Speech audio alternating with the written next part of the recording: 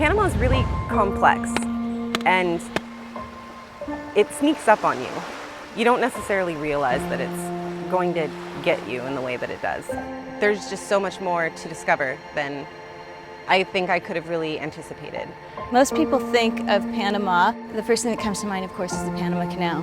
And I think people come through Panama, go through Panama City, and they bypass this beautiful country that has so much to offer.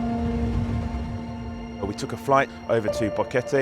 The flight was literally 30 minutes and we'd arrived right at the other side of the country and we were able to get straight out onto the volcano. We trekked through the rainforest and we saw 3 amazing waterfalls. It was really beautiful. We didn't see anyone during the day, it was just us. The way that we experienced the cloud forest in Boquete was by foot, walking across these suspension bridges. Usually I tell people, make sure to look up no matter where you are, but in this cloud forest, because you're so high up, you have to look down to see everything. We also learned about the different kinds of coffee grown in Panama. They grow geisha coffee there. It's so cool to walk through these farms and see the berries and try a raw bean. It's like covered in jelly and it's sweet. And then go to the processor and see the process that every single bean goes through to get to your 1 cup of coffee. We went snorkeling this morning, we saw different fish. Some people saw turtles, we saw dolphins as well. And then we ended up on the beach, a desert beach, no one was there. Talk about white noise, I could have just sat on that beach all afternoon and just listened to the ocean waves. We went out to the Chagres National Park where we were kayaking, exploring Monkey Island and trying to see some of the amazing wildlife in the area. We took helicopters.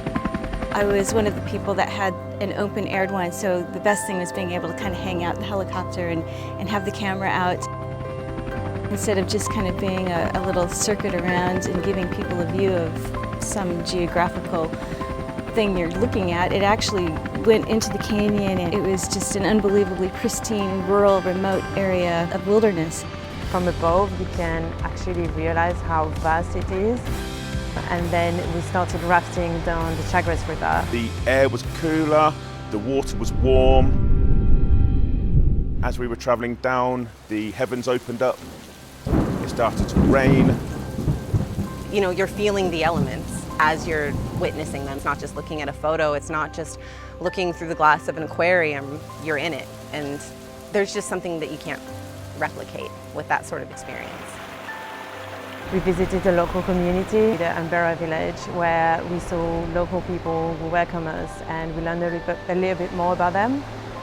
You learn something about other people and you become more open-minded. And for me, this is what travel is about forgetting everything you had in mind about the destination and be open-minded and be open to be blown away by what the destination has to offer. And Panama did exactly that to me.